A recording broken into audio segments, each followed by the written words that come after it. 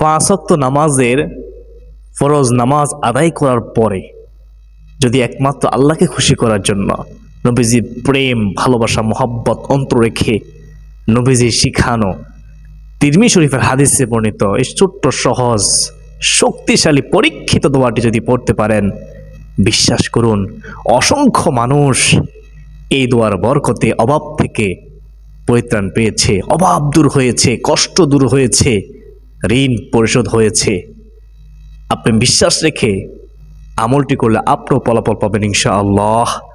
প্রিয় দিনদার মুসলমান ভাই বোনেরা, আমরা তো প্রত্যেকেই নামাজ পড়ি, ফজরের নামাজ, জোহরের নামাজ, আসরের নামাজ, মাগরিবের নামাজ, ইশার নামাজ। এই পাঁচ ওয়াক্ত নামাজ পড়ার পর যখন আমরা মুনাজাত করব, ওই মুনাজাতের মধ্যে চোখের পানি ছেড়ে দিয়ে আমরা নবীজির সেখানে ছোট্ট সহজ দোয়াটি পড়ব। যদি পড়তে পারি তাহলে রাসূলুল্লাহ সাল্লাল্লাহু আলাইহি ওয়াসাল্লামের হাদিসের ঘোষণা অনুযায়ী মহান আল্লাহ রাব্বুল আলামিন খুশি হবে। আল্লাহ খুশি হয়ে নিজ কুদরতি হাতে আমাদেরকে সাহায্য করবেন। তিনি রজ্জাক, রিজিক দাতা। আল্লাহ তাআলা যাকে ইচ্ছা তাকে অগণিত রিজিক দিয়ে থাকেন। অতারযুকু মান তাশাউ বিগাইরি হিসাব।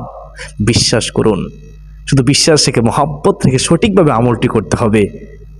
মহান আল্লাহ তাআলা আপনার অভাব দূর করে দিবেন, আপনার কষ্ট দূর করে দিবেন, রিজিকের মধ্যে বরকত দিবেন, রিজিকের পথ প্রশস্ত হবে। আপনি কৃষিকাজ করলে আপনার কৃষিকাজের মধ্যে বরকত হবে, আপনি ব্যবসা করলে আপনার ব্যবসার মধ্যে বরকত হবে, আপনি চাকরি করলে আপনার চাকরির মধ্যে বরকত হবে। ছোট বড় যেই পেশা হোক না কেন, আমরা যেটাই করি না কেন, ওই কর্মের মধ্যে আল্লাহ তাআলা বরকত দিয়ে আমাদের অভাব দূর করে দিবেন, বিন্দু মাত্র সন্দেহ নেই। আমাদেরকে চেষ্টা করতে হবে।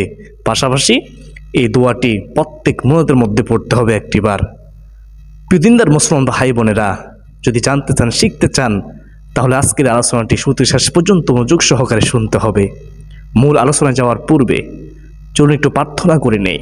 হে মহান দয়ালু প্রেমময় আল্লাহ, তুমি আমাদের জীবনের সমস্ত গুনাহ মাফ করে দাও। আমরা কষ্টে আছি, বিপদে আছি, অভাবগ্রস্ত। ও মালিক আল্লাহ, আমাদের দুঃখ কষ্ট পেরেশানি দূর করে দাও, অভাব দূর করে দাও। আমরা অনেকে অসুস্থ মালিক, অনেকে বিদেশের মধ্যে অসুস্থ, অনেকে দেশে অসুস্থ, হাসপাতালে অসুস্থ, বাড়ির মধ্যে অসুস্থ। আল্লাহ গো, তোমার বন্ধুর খাতিরে সবাইকে তুমি পরিপূর্ণ সুস্থ দান করো, সুস্থ শরীরে পাঁচ ওয়াক্ত নামাজ পড়ার তৌফিক দান করো। সকলে বলি আল্লাহুম্মা আমিন। প্রিয় দিনদার মুসলমান ভাই বোনেরা, চলুন আমরা সেই দোয়াটি সম্পর্কে জেনে নেই। রাহমাতুল লিল আলামিন নবীজি আমাদেরকে কি সুসংবাদ দিয়েছেন এই দোয়াটি সম্পর্কে। আমরা কেন প্রত্যেক ফরজ নামাজের পরে মুনাজাতের মধ্যে এই দোয়াটি পড়ব, তার কারণ কি? তিরমিজি শরীফের 3563 নং হাদিসের মধ্যে রয়েছে, একবার হযরত আলী রাদিয়াল্লাহু তাআলা আনহুর কাছে এক ব্যক্তি আসলো, এসে বলল, হে আলী, আমি ঋণগ্রস্ত, আমি ঋণের কারণে কষ্ট পাচ্ছি, আমাকে সাহায্য করো। তখন হযরত আলী রাদিয়াল্লাহু তাআলা আনহু ওই ব্যক্তিকে বলল, আমি কি তোমাকে এমন শব্দ, এমন বাক্য, এমন আমল শিখিয়ে দেব না যে আমল করলে আমার নবী, মায়ার নবী, রাহমাতুল লিল আলামিন নবীজি বলেছেন, পাহাড় সমপরিমাণ ঋণ থাকলেও মহান আল্লাহ রাব্বুল আলামিন ঋণ পরিশোধ করার জিম্মাদার গ্রহণ করবেন। সুবহানাল্লাহ। একবার ভেবে দেখুন, এর চেয়ে সুসংবাদ আর কি হতে পারে? আমরা যদি এই দোয়াটি পড়ি, আমরা চিন্তাও করতে পারবো না, কল্পনাও করতে পারবো না কোথায় থেকে রিজিক আসতেছে। অকল্পনীয় থেকে রিজিক আসবে, গায়েবী রিজিক পাবো ইনশাআল্লাহ। কারণ আল্লাহ তাআলা নিজ কুদরতি হাতে আমাদেরকে সাহায্য করবেন। শুধু আমাদেরকে আমাদের কর্মের প্রতি যত্নবান হতে হবে। আমরা যে কর্মেই করি না কেন, আমরা কৃষিকাজ করলে কৃষিকাজের প্রতি যত্নবান হতে হবে, ব্যবসা করলে মনোযোগ সহকারে ব্যবসা করতে হবে। আমরা যে কর্মেই করি না কেন সঠিকভাবে ওই সেই কর্ম করতে হবে, তাহলেই সেই কর্মের মধ্যে আল্লাহ তাআলা বরকত দিয়ে আমাদেরকে সাহায্য করবেন। আমাদেরকে তো কাজ করতে হবে, কাজ না করলে হবে কি? কাজ তো করতে হবে, পাশাপাশি দোয়াটি পড়তে হবে। যদি আপনি কাজ না করে এই দোয়াটি পড়েন, চেষ্টা না করে যান, তাহলে তো কোনো কাজ হবে না। ছোট বড় যে কোনো কাজ করতে পারেন, পাশাপাশি দোয়াটি পড়তে পারেন। আপনার কাজ যতই ছোট হোক না কেন, ওই কাজের মধ্যে বরকত দিয়ে আল্লাহ তাআলা আপনাকে সাহায্য করবেন ইনশাআল্লাহ। প্রিয় দিনদার মুসলমান ভাই বোনেরা, হযরত আলী রাদিয়াল্লাহু তাআলা আনহু যখন ওই ব্যক্তিকে বলল, আমি কি তোমাকে দোয়াটি শিখিয়ে দেব না? তখন ওই ব্যক্তি বলল, ইয়া আলী, হ্যাঁ আমাকে শিখিয়ে দিন, কোন সেই দোয়া? তখন হযরত আলী রাদিয়াল্লাহু তাআলা আনহু দোয়াটি শিখিয়ে দিলেন, বলে দিলেন, দোয়াটি হলো আল্লাহুম্মা কফিনি বিহালালিকা আন হারামিকা ওয়াগনিনি বিফাদলিকা আম্মান সিওয়াক। যার অর্থ হলো আল্লাহুম্মা কফিনি বিহালালিকা আন হারামিকা, হে আল্লাহ, হারামের পরিবর্তে তোমার হালাল রিজিক আমার জন্য যথেষ্ট করে দাও। ওয়াগনিনি বিফাদলিকা আম্মান সিওয়াক, এবং তুমি ছাড়া কারো মুখাপেক্ষী করো না, তোমার সে অনুগ্রহ দ্বারা আমাকে সাহায্য করো, আমার অভাব দূর করে দাও। সুবহানাল্লাহ, কত সুন্দর দোয়ার অর্থ। আপনারা বুঝতে পেরেছেন দোয়াটি কতটা প্রযোজ্যপূর্ণ, গুরুত্বপূর্ণ, শক্তিশালী দোয়া, যে দোয়াটি সম্পর্কে নবীজি সাল্লাল্লাহু আলাইহি ওয়াসাল্লাম আমাদেরকে সুসংবাদ দিয়েছেন, আল্লাহ নিজ উদতে সাহায্য করবেন। এর চেয়ে সুসংবাদ আর কি হতে পারে? তো আমরা চেষ্টা করব, যখন আমরা ফজর নামাজ পড়ব, ফজর নামাজের পর যখন আমরা মুনাদ করব, ওই মুনাদের মধ্যে আমরা দোয়াটি একবার হলো পড়ব। যখনই মুনাদ করব তখনই আমরা মুনাদের মধ্যে একবার হলেও দোয়াটি পড়ব ইনশাআল্লাহ। এইভাবে আমরা জোহর, আসর, মাগরিব, এশা 5 ওয়াক্ত নামাজের পর যখন মুনাদের মধ্যে দোয়াটি পড়তে থাকব, তখন আমরা কয়েকদিন আমলটি করার পর নিজ চোখে ফলাফল থেকে অবাক হয়ে যাব ইনশাআল্লাহ। আল্লাহ তাআলা আমাকে আপনাকে সাহায্য করবেন, আমাদের দুঃখ, কষ্ট, পেরেশানি, হতাশা দূর করে দিবেন, আমাদের অভাব দূর করে দিবেন ইনশাআল্লাহ। অভাবের কারণে আর কষ্ট পেতে হবে না।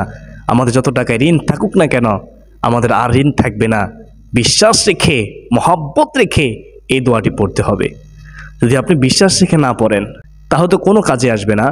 প্রিয় দিনদার মুসলমান ভাই বোনেরা, আপনি যদি চান আপনার আমল কবুল হোক, দোয়া কবুল হোক, ইবাদত কবুল হোক, তাহলে আপনাকে অবশ্যই হারাম ছাড়তে হবে, হারাম থেকে বেঁচে থাকতে হবে, হালাল খাদ্য গ্রহণ করতে হবে, মানুষের হক নষ্ট করা থেকে বিরত থাকতে হবে, এ জবানের হেফাজত করতে হবে, গীবত করা যাবে না, চগলখড়ি করা যাবে না।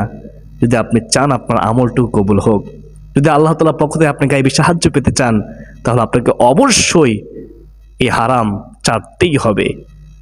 5 ওয়াক্ত নামাজের হেফাজত করবেন। অনেকে তো নামাজেই পড়েন না। নামাজের প্রতি যত্নশীল হন। আর কখনকার মৃত্যুটাকে সেটা বলা তো যায় না। রিজিকের প্রয়োজন আছে।